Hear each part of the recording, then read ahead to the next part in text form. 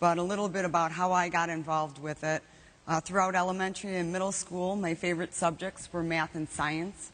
My father worked a second job for a land surveying company, and he used to take me to the office on the weekends, where I was really intrigued by all the equipment and all the drawings that they used. So that was way back before the computer age, and they had things like T-squares and triangles that I was really intrigued with, especially the electric pencil sharpeners and the electric erasers. So when I got into 7th and 8th grade, my middle school offered a technical design and drafting course that I thought sounded pretty interesting. So I tried to get in the course, and they told me, sorry, this course is for boys. They only let 2 girls in the course, and they already picked the 2 girls, and one of them wasn't me. So I was pretty upset about that, but they told me, oh, you know what, I don't have my clicker.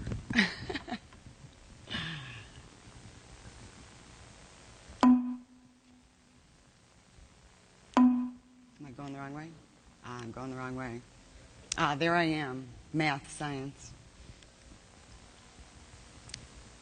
So they told me, I'm sorry. So my parents were always very supportive, and they told me I could do whatever I wanted to do as long as I worked hard. So in 7th and 8th grade, I tried to get into this drafting course, and they told me I couldn't because I was a girl. Didn't really like that. So they told me since I was so good in math and science that I should try to be a teacher or a nurse. This was pretty amazing considering this was the mid-1970s, this wasn't the 1950s, and this was right here in Western New York. I think my husband would tell you I'm a reasonable yet stubborn person, and I don't like it when people tell me I can't do things, especially because I'm a woman. When I got to high school, I was bound and determined to take whatever technical courses I could, and I finally got in. And guess what? I not only liked it, but I was good at it. I went on to college, and I've been in the engineering industry for the past 27 years. When I think back, I don't think I even knew what I was getting into. I think I went into engineering because I was told I couldn't. It would have been great back then if there were some additional programs that could have turned me toward engineering and introduced me to that field instead of trying to steer me away. Although sometimes I daydream about what it would have been like to be a teacher or a nurse, I know in the end that I made the right choice. Fast forward to today. National statistics confirm that the United States primary and secondary schools are not producing enough potential engineering students to counterbalance the wave of engineers nearing retirement. Math and science-focused careers require academic preparation beginning at the middle school level. So the challenge is significant. Our middle schools really have their work cut out for them. If the U.S. is to retain its edge in technology-based industries and generate high-paying, quality jobs, we must put an emphasis on math and the sciences, combined with creativity and real-world applications to encourage the potential talent of our middle school students. National Engineers Week Future City is addressing this troubling issue by inviting 6th, 7th, and 8th grade students to use their incredible imaginations to create cities of tomorrow while providing a fun and educational program that fosters an interest in math, science, and technology through hands-on applications. The program also introduces them to the professions of engineering, architectural, and urban planning, careers they might not have considered otherwise. These bright, hardworking middle school students work together under the guidance of a teacher and an engineer mentor to successfully complete the 5 components of the program. First, they're asked to write a city narrative highlighting important components of their city, like where is their city located, what's the population, describe the physical components like landmarks, recreation areas, and infrastructure.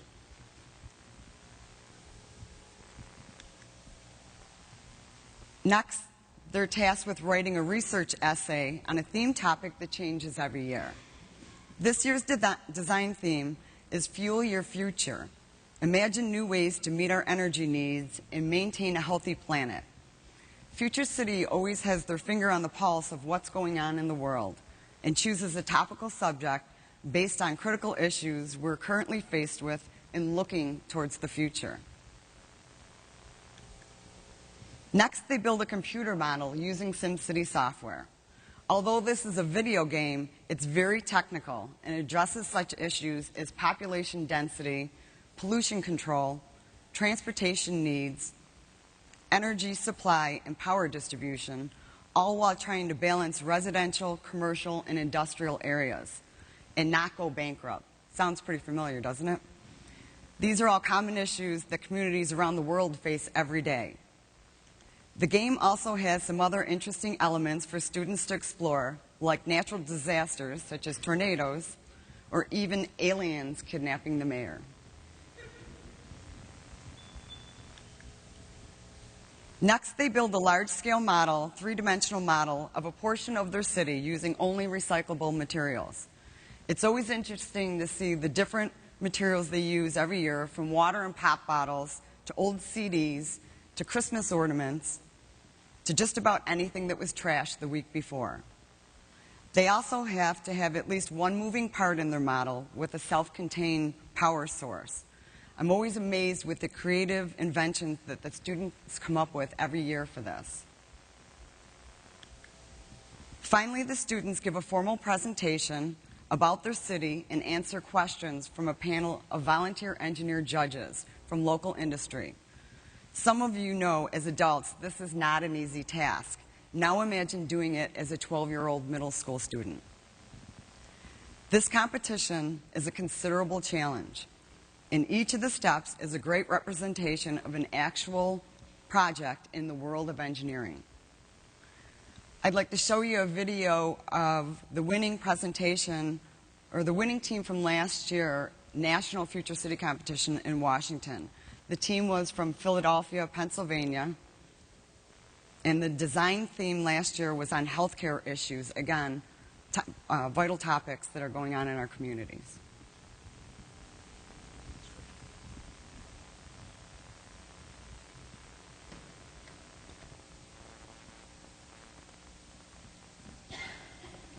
I guess it's half time and the other half's luck. Every day, over 23,000 children die. 18,000 of these children die from starvation. In Haiti alone, 50% of all children die before they reach the age of 5. These aren't just numbers. They are nightmares. But it is out of nightmares that dreams are born. Our dream for Haiti is based on hope, a city of hope, Ville-Espoir. A future city dedicated to the rebirth of Haiti is nestled between Haiti's northern and southern peninsulas, equidistant from its four corners. The first challenge in Ville-Espoir was to provide a safe and adequate fresh water supply. Although on average, Haiti receives about 137 inches of rainfall each year, this rainfall is very unpredictable. So, our mechanical and civil engineers designed a citywide water harvesting system. Each structure is networked into a nanofiltration system and underground pools that can collectively capture, process, and store up to 1 million tons of rainwater an hour. Finally, the city uses a state-of-the-art sewage treatment facility to ensure a safe water supply. In order to feed the people of Haiti, Ville-Espoir has introduced hydroponic and aeroponic vertical farming towers. Civil engineers have also designed a system of shallow erosion control ditches on steep mountainsides, enabling farmers to reclaim the deforested land and grow enough food to feed the entire population. One crucial crop is our bamboo, harvested from controlled growth bamboo forests. Bamboo not only provides food for the Haitian people, but also clothing and shelter. Because bamboo is not only strong, but sufficiently flexible to endure earthquakes, structural engineers used it in designing building material that meets the outdated Haitian building codes. Because Haiti's 8 million people live in an area smaller than Maryland, our residential zones contain mostly high-rise apartments. These attractive structures vary from 7 to 14 floors per building, each floor housing 2 families. These sustainable residences use smart water technology applications, are networked into the water harvesting system, and collect their own solar energy. The primary energy source in Villa Spa, however, is tidal power. Situated near the ocean floor, these tidal power stations use strong underwater currents to generate electricity in both calm sea conditions and even in the worst of storms. These polemus-based devices consist of sections linked by hinged joints. The wave-induced motions of these sections is resisted by hydraulic cylinders, which pump high-pressure oil through hydraulic motors, which then drive electrical generators to produce electricity. The power is then fed down a single umbilical cable to the city's power grid. However, Villa Spa doesn't run on tidal power alone. Because Haiti is mountainous, wind turbine farms provide an additional renewable energy source. Before Villa Spa, Haiti's communication system was primitive and poorly maintained. Today, however, Villa Spa uses a unified, software-based communication platform. In case of an earthquake, this system, which utilizes cloud computing, ensures that internet and all communications will remain stable.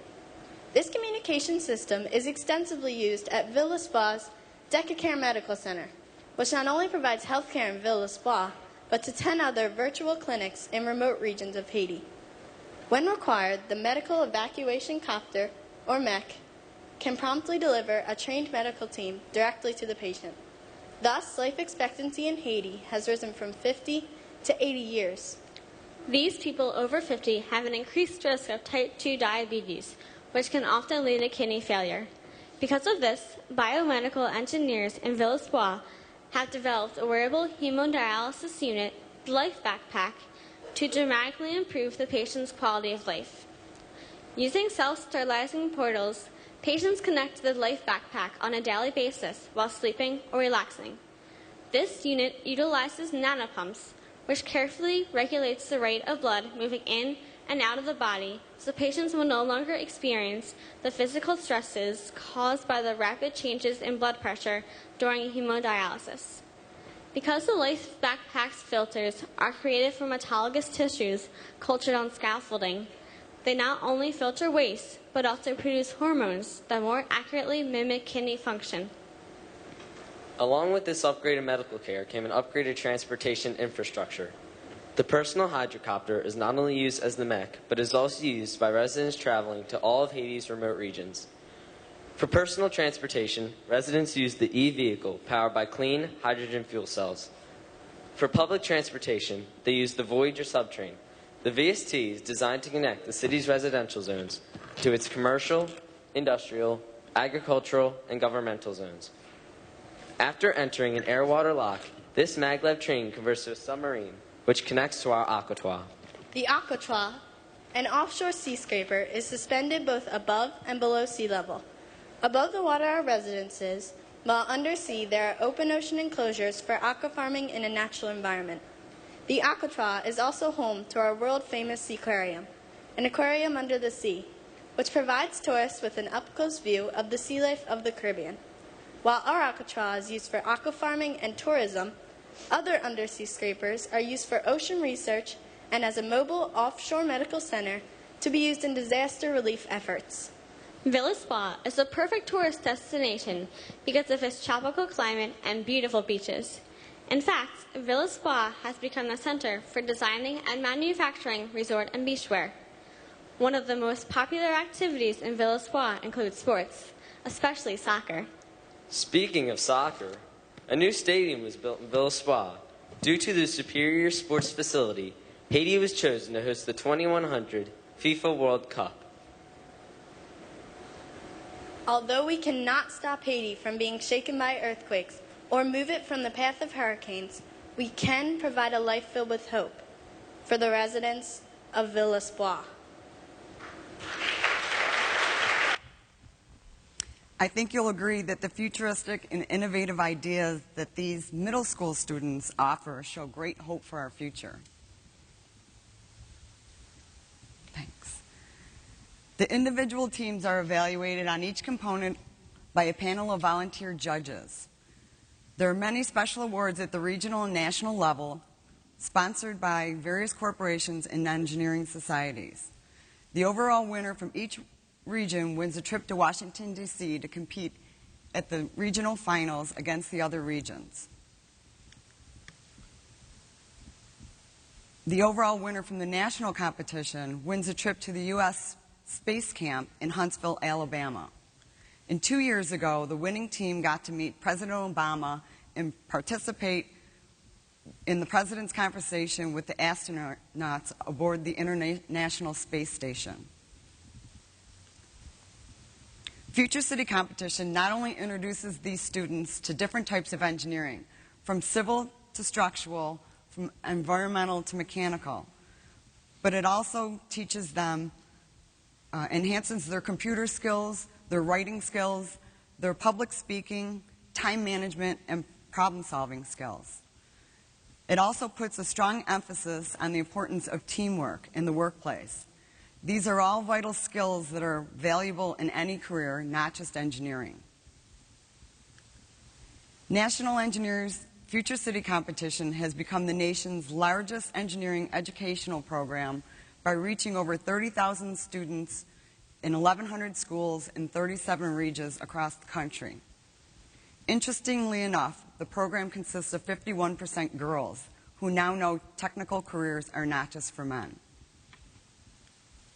Celebrating its 20th year in operation nationally and 16th year here locally in Western New York, the program is reaping the benefits of the seeds it has sown by seeing participants from a decade ago moving on to various technical and engineering careers.